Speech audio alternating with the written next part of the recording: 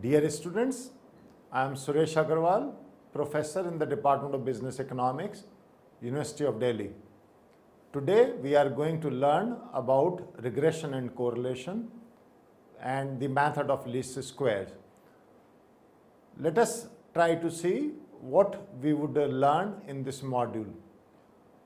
You would learn about the concept of regression analysis and correlation analysis, their concepts in two-variable regression analysis, the concept of population regression function, the sample regression function, and estimation of regression coefficients. We would also try to learn in this context ordinary least square method and the calculation of sample regression coefficients using OLS. We would also like to learn about the assumptions of linear regression model, and then we would summarize about what we have learned.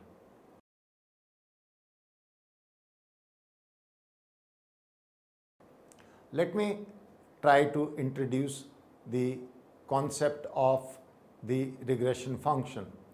So let us start by considering a hypothetical example wherein a manufacturer of a particular make of soft drinks is interested in knowing the demand for its product during different months of the year that witness different temperature levels. It is very important for him to know the exact demand for its product as he operates in a highly competitive market. He realizes that if he overestimates the demand, he will have to stock costly inventory, and if he underestimates, then competitors can take over his market share. What should he do in such a situation? All he knows with certainty is that the sales of his product vary with temperature levels. The higher the temperature, more are his sales likely to be. His problem is that of predicting trends in his sales. Regression analysis and correlation are two vital tools that can help him in such a scenario to solve his business problem. In fact, if we are able to build in some functional relationship between the two variables, say x and y, where y is the unknown variable and x is the known variable, let's say if we are able to state y is as a function of x, which is denoted as y is equal to fx. Then regression analysis helps us to predict the average or most probable value of y for a given x. In other words, going back to our example, the soft drink manufacturer knows y is the sales of his product, which is a positive function of the temperature that may be expressed in degrees of centigrade 0 C or degree C. So the temperature is our known variable x. Further, if the past trend in sales and temperature are known, one can easily use regression analysis to predict sales y given any value of temperature x forecasted for the future.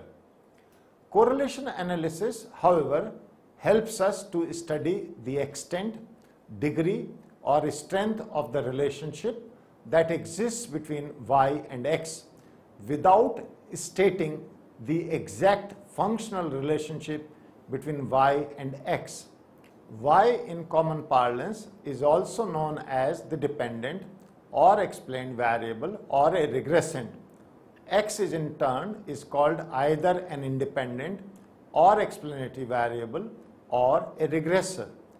If there is only one explanatory variable known, it is a case of simple regression. As in our example, we can write down y as a function of x, where y is soft drink sales and x is temperature. However, if y is assumed to be dependent upon several, that is more than one explanatory variable, then it is a case of multiple regression, which can be expressed as y equal to function of x1, x2, x3, so on, where y could be the rent of a house, x1 is the area of the house, x2 is the number of bedrooms, x3 is the number of bathrooms. Here rent of a house depends upon more than one explanatory variable, namely the area, number of bedrooms and the number of bathrooms. Regression analysis was first studied by Sir Francis Galton, who tried to study a relationship between the age of the children and the age of their parents, and also the heights of the children and the height of their parents.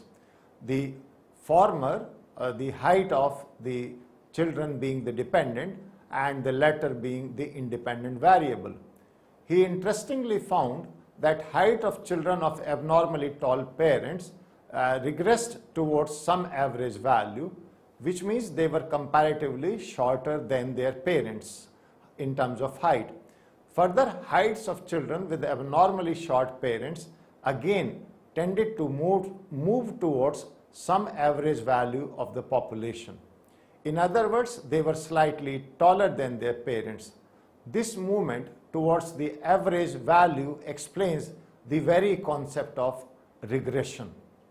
So what is the concept of regression? Let us learn in this third section.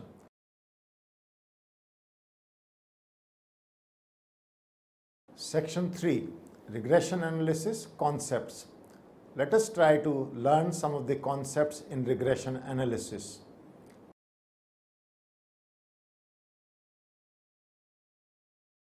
First, 3.1 is two-variable regression analysis. Let us take an example where wages of employees is considered to be a function of their number of years of education for 10 individuals. Here y is a function of x, where y is equal to wages in rupees in 1000 and x is the number of years of education in years. So if we have the table enumerating the employees' income and or the wages and their years of education, for 10 employees are given, this data is given in your table 1, I am sure you can see this on your screens. We can now plot the above data in the form of a scatter diagram, and we can show this diagram in our figure 1. On the x-axis we have years of education, x. On the y-axis we have wages in thousands in rupees, which is y variable. You can see we have the scatter points, and then we have plotted a line for these scattered points. So we have a scatter between wages and years of education. Regression line is the line of best fit that passes through these scatter points as shown in this figure. We therefore would be interested in knowing how we get this line and the logic behind it. That is, we wish to both graphically and algebraically derive the regression line. So let us look at this section where we try to understand the population regression function PRF. We must understand that the data we have used in table 1 is a sample data. However, if the population is known, which means population here would mean all working people in a state or region or country, as the case may be, it is quite possible that for a fixed value of x, say 3 years of education, there may be an entire subpopulation, which means more than one individual, having different wage levels y. Therefore, if we arbitrarily fix 5 values of number of years of education x at 3, 6, 9, 12 and 15 years, there would be 5 subpopulations of y as shown below in our diagram. We have the 3 years, 6 years, 9 years, 12 years and 15 years school of education fixed. In this we can see that each of the subpopulation has a mean or expected value denoted by E into y upon x, that is expected value of y given x as shown by rounded dots. If we join these dots, we get a population regression curve. This curve shows that the expected value of y given xi, where I takes the value 3, 6, 9, 12, 15, is a function of xi. That means as xi increases, the expected value of y given xi, shown by dark circles, also increases. So expected value of y given xi is a function of xi. If we assume that the functional relationship between the two variables y and x is linear, linearity is often assumed for the sake of simplicity, then the population regression function PRF is stated as expected value of y given xi equal to beta 0 plus beta 1 xi. The above relationship is described by two parameters beta 0 and beta 1, where beta 0 is the intercept term and beta 1 is the slope term. Beta 0 depicts the average value of wages an employee gets if his number of years of education is 0, which means if xi is equal to 0. In other words, it is the wage an uneducated person gets. Similarly, beta 1 mathematically shows that the change in y when x changes by 1 unit, that is the amount by which wages change as the education increases by 1 year. This is also known as slope. So please note that linearity here implies linear in parameters beta 0 and beta 1 in this case. Let us now consider years of education to be, say, 6 years, that is x is equal to 6. While we consider the subpopulation of y when x is equal to 6, we see that not all individuals who have 6 years of education earn the same wages. Their wage levels differ, suggesting that there could be other factors apart from years of education that affect wages. If you think about it, it sounds logical, as wages may depend upon other factors like years of experience, gender, etc. Therefore, the difference between actual value of y, which is yi, and the estimated or expected value of y is a stochastic or random error term. Therefore, actual value of y, yi wage, can be said to be made up of two components, the estimated or expected value, which can be written as expected value of y given x equal to xi, that is shown by the regression line, and an error term depicted by mu I or mu. Therefore, yi is equal to expected value of y given xi plus mu I. Yi therefore is equal to beta 0 plus beta 1 xi plus mu I, or mu I is nothing but yi minus expected value of y given xi. The error term is hence the deviation of the actual level of wages from its mean or expected level at a given value of x, that is years of education.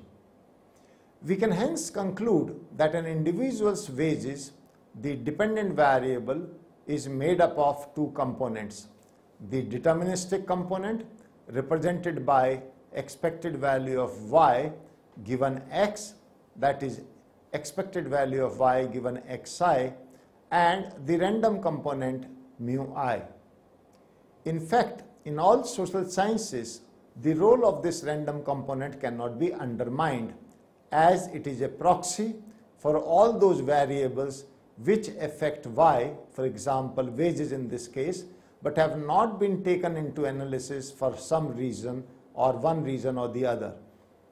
In the field of science, however, the relationship between variables is exact, and hence the observed values of the dependent variable can be accurately predicted through the regression line.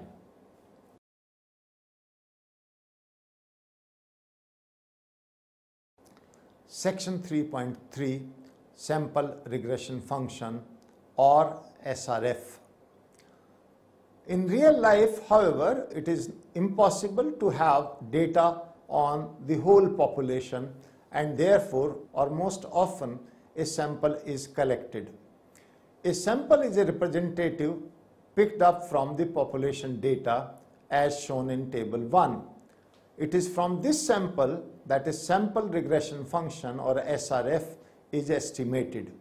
The sample regression function in turn helps to predict the population regression function, and the SRF is distinguished from the population regression function and is written as yi is equal to B0 plus B1 xi plus ei, or yi hat plus ei is equal to yi, where yi hat is equal to B0 plus B1 xi. So yi hat is the estimated value of y, which can be written as expected value of y given x equal to xi. B0 is the estimator for beta 0, the intercept term, and beta 1 is the estimator for beta 1, the slope term. Ei is the sample error term, the counterpart of mu I in sample regression function. Therefore, in regression analysis, as discussed above, we wish to predict the population regression function, that is yi is equal to beta 0 plus beta 1 xi plus mu I, from the sample regression function, which is yi is equal to b0 plus b1 xi plus ei. The idea of constructing regression lines through the same data is that it is the line of best fit. This line, where the dependent variable is y, is the independent variable x, is known as y on regression line. However, if it were the other way around, we had taken x to be the dependent and y to be the independent variable, then the regression line would be called the x on y regression line. So we have the fitted regression line in this diagram, which is fitted regression line with residuals. So in continuation with the data in table 1 and figure 1, we observe that when x is equal to x2 is equal to 7, expected value of y given xi equal to 7, as shown by the fitted regression line, is equal to 58.29119, whereas the observed or actual value of yi is given in the table is equal to 70. The error term E2 is equal to yi minus yi hat, and similarly values for E1 to E2, E3, E4 and so on can also be calculated. The equation of fitted line, but the question remains that how do we algebraically calculate B0 and B1. The two most commonly used techniques of estimating the SRF are ordinary least square, which is known as OLS, and maximum likelihood method known as ML method or MLE, maximum likelihood estimation method.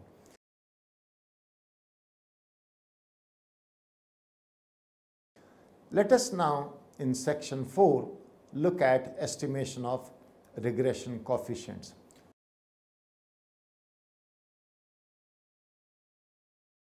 First, the ordinary least square method. The OLS method is by far the best method to estimate SRF, the sample regression function. The objective here is to choose B0 and B1 in such a way that residuals or deviations of actual values of y from their estimated values is as small as possible. That is, ei is equal to yi minus yi hat, or ei is equal to yi minus b0 minus b1 xi. We need to simultaneously minimize all residuals, that is E1, E2, E3, E4 and so on. So if we try to minimize sum of residuals, then some of them may cancel each other because they are opposite in sign. Figure 3 confirms this as some values of y lie above the fitted regression line and some below it. Mathematically, we can show that the sum of the positive residuals is equal to the sum of the negative residuals, and therefore minimizing the sum of the residuals leads us nowhere. One another way is to minimize the sum of the squares of the residuals. That is, S is equal to E1 square plus E2 square plus E3 square plus E4 square and so on. On squaring the residual, we have two advantages. One, we are able to ignore the direction of deviations, and secondly, smaller deviations, and quite rightly so, are given lesser weight than larger deviations. Therefore, the objective of minimizing S, the sum of the squares of the deviations, becomes fruitful. Because of this reason, the technique is called the ordinary least square method. Let us now look at the mathematical derivation of regression line in section 4.1.1. Considering a general case of n observations in two variables x and y, where y is a function of x, then the fitted SRF is expressed as yi hat is equal to b0 plus b1 xi. The residual ei is defined as yi minus yi hat and is equal to yi minus b0 minus b1 xi. The OLS, we strive to minimize the sum of the squares of residuals S, depicted as S is equal to sigma ei square is equal to sigma yi minus b0 minus b1 xi whole square. To minimize S, we differentiate S with respect to b0 and b1 and equate it to 0. So, derivative of S with respect to b0 is equal to 2 sigma yi minus b0 minus b1 xi into minus 1 equal to 0. This is equal to derivative of S upon derivative of b0 equal to minus 2 into sigma yi minus b0 minus b1 xi equal to 0. This gives us sigma yi equal to nb0 minus b1 into sigma xi. This is our equation 1, or is also known as first normal equation. Derivative of S upon derivative of b1 is equal to 2 sigma yi minus b0 minus b1 xi into minus xi equal to 0. This is equal to 2 sigma xi into yi minus b0 minus b1 xi equal to 0. This on simplification is equal to sigma xi yi equal to b0 into sigma xi plus b1 into sigma xi square. This is our second normal equation.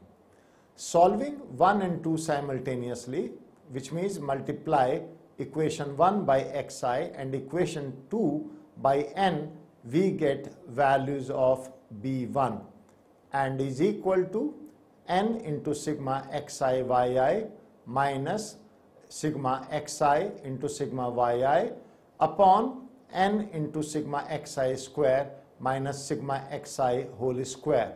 This is our third equation. Dividing throughout by n, we get b1 equal to sigma xi yi minus n x bar y bar upon sigma xi square minus n x bar whole square. This we can denote as 3.1. Repeat, where x bar equal to sigma xi upon n and y bar equal to sigma yi by n. Also, xi or small xi is equal to capital Xi minus x bar, and similarly small yi is equal to capital Yi minus y bar.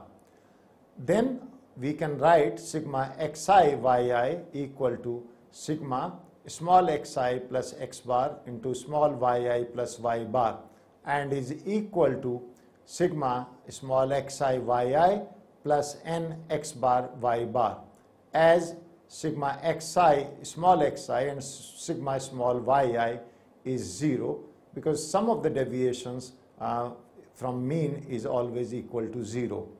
Therefore, sigma capital Xi square is equal to sigma xi plus x bar whole square, and is equal to sigma small xi square plus nx bar square.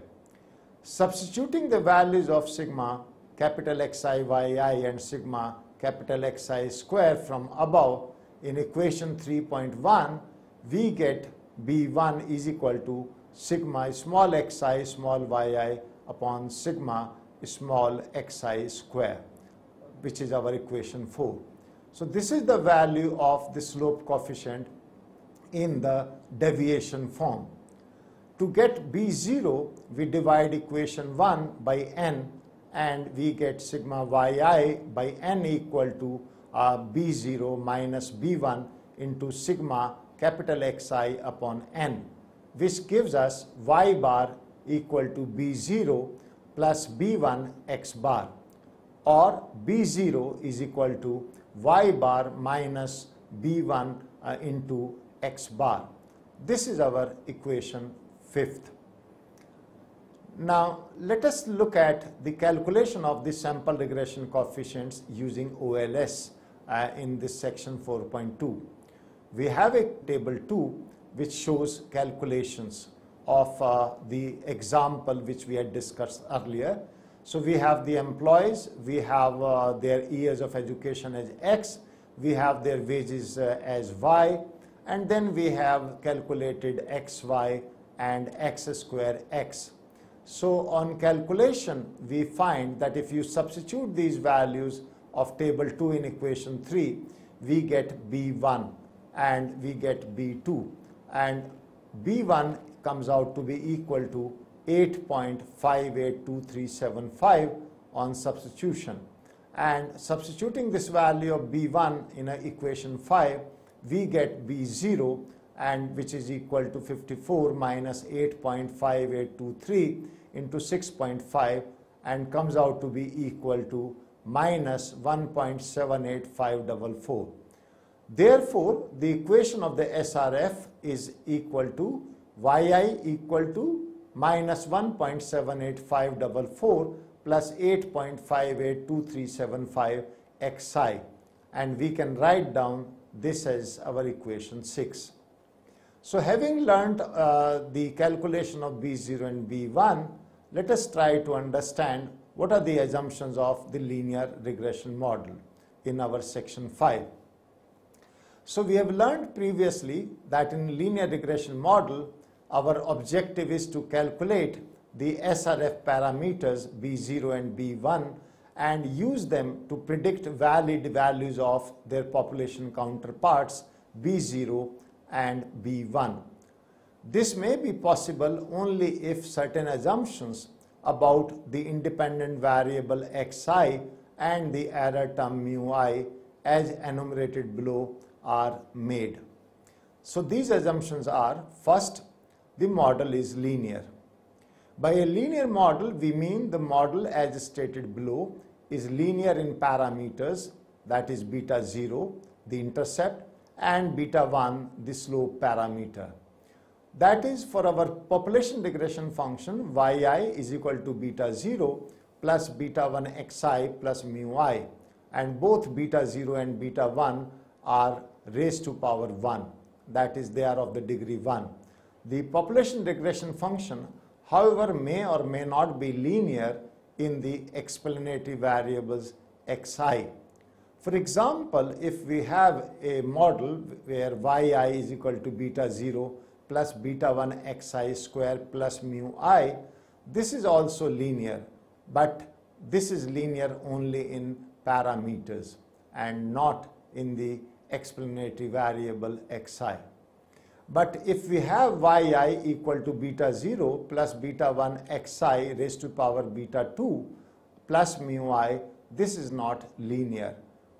Now, there should be the sufficient variation in x values, that is, not all values of the explanatory variable should be same. This is our second assumption. Let us see what would happen if all the x values are the same. It is evident that the mean of these values would also be equal to x values, that is, x1 equal to x2 equal to xk is therefore giving us x bar, which is equal to nothing but the same values. Then we know from the discussion that B1 is equal to sigma xy or sigma xi yi upon sigma xi square, and B1 is nothing but therefore is equal to sigma xi yi upon sigma capital Xi minus x bar square. So as xi is equal to x bar, the denominator reduces to 0 and the slope coefficient cannot be computed. The third assumption is that the error term has 0 mean value, that is, expected value of mu I given xi is equal to 0, or expected value of mu I given xi is 0.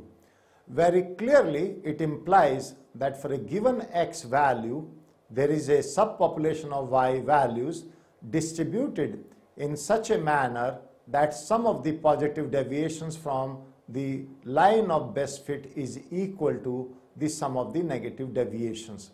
We can see it from this figure 4, where we are showing that sum of the positive deviations is equal to sum of the negative deviations for all values of x. In other words, as discussed earlier, the line of best fit passes through the mean values of y for each x value.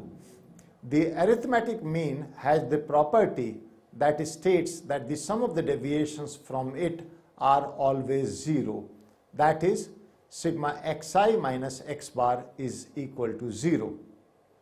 Also, it implies that all other variables that were not taken into analysis but are known to influence y and contained in the error term do not systematically affect the mean values of yi. It can be mathematically shown as follows. Let the PRF or the population regression function be yi is equal to beta 0 plus beta 1 xi plus mu I, and expected value of mu I is not equal to 0, or expected value of mu I is equal to let's say alpha. So let Vi is equal to mu I minus alpha. Then Yi is equal to beta 0 plus beta 1 xi plus Vi plus alpha by substituting the values of mu I in the population regression function. So Yi in that case is equal to beta 0 plus alpha plus beta 1 xi plus Vi. We have rearranged these terms. We can write down Yi is equal to beta plus beta 1 xi plus Vi, where beta now is equal to beta 0 plus alpha. So expected value of mu Vi is equal to expected value of mu I minus alpha. Hence, expected value of Vi is equal to expected value of mu I minus expected value of alpha. So expected value of Vi is equal to alpha minus alpha is equal to 0.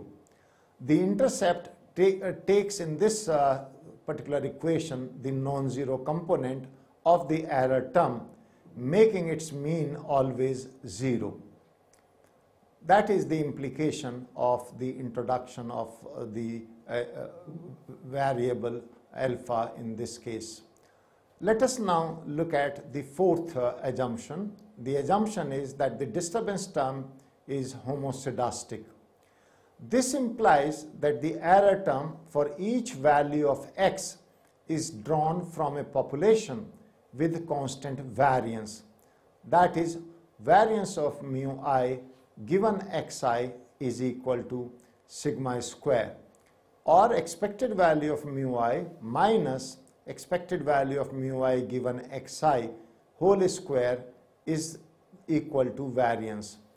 As from assumption 3, expected value of mu I given xi is equal to 0, therefore variance is equal to expected value of mu I square and is equal to sigma square as per this assumption. The disturbance term having a constant positive variance for all values of x implies even the variance of y subpopulations for all x values in the same.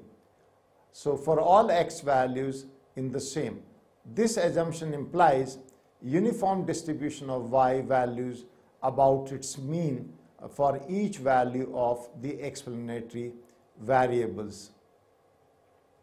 Now we can see all this in our this figure 5, where we are showing conditional distribution of the disturbances for given values of x equal to xi. Now let us look at the assumption of the error terms are independently distributed. This assumption implies that the error term mu I is independently distributed of mu j for all I not equal to j. That is, there is no autocorrelation or systematic association between the error terms for different values of the explanatory variable x. This, in other words, means covariance between mu I and mu j is equal to 0, which can be written as covariance mu I mu j is equal to expected value of mu I minus expected value of mu I given xi into mu j minus expected value of mu I given xj. This is equal to expected value of mu I mu j, because expected value of mu I given xi is equal to expected value of mu j given xj is equal to 0 because of assumption 3. This can be rewritten as expected value of mu I mu j, which is covariance, is equal to expected value of mu I into expected value of mu j, as the two mu I and mu j are independently distributed. The same is evident from figure 5 below, which is in continuation with our data of table 1. The error terms obtained as the difference between the actual y and estimated y values show no systematic pattern. That is the implication of this assumption of zero covariance.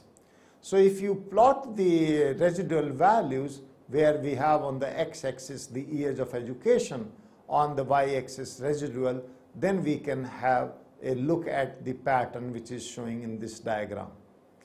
The sixth assumption is that the error term is assumed to be random and normally distributed around the population regression line. This assumption is vital because if the error term is normally distributed, the regression coefficients B0 and B1 would also be normally distributed, which will then be useful in estimating population parameters B0 and B1 by making it possible to conduct a whole gamut of T, F and chi-square tests.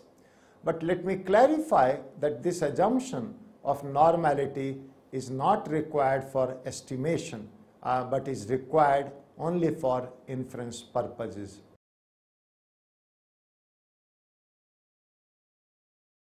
So let us summarize what we have learned in this module. We have learned that regression analysis is based on the premise that there is statistical dependence of one variable on the other.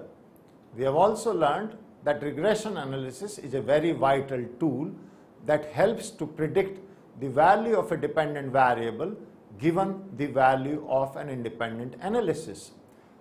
In social sciences, relationship between two variables is seldom perfect.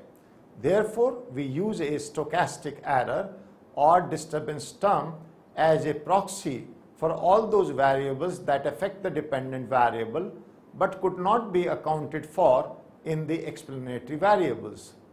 We have learned that the population regression function is a concept that is near perfection. It is not possible to construct it because of the inability to access the whole population. Therefore, we use a stochastic sample regression function to predict the population regression function, or PRF. We have learned the OLS technique is by far the best method to estimate the parameters of the sample regression function. Here we try to minimize the sum of the squares of the residuals. In order to estimate PRF from SRF, we need to make certain assumptions about the explanatory variable xi and the error term mu I. Thank you.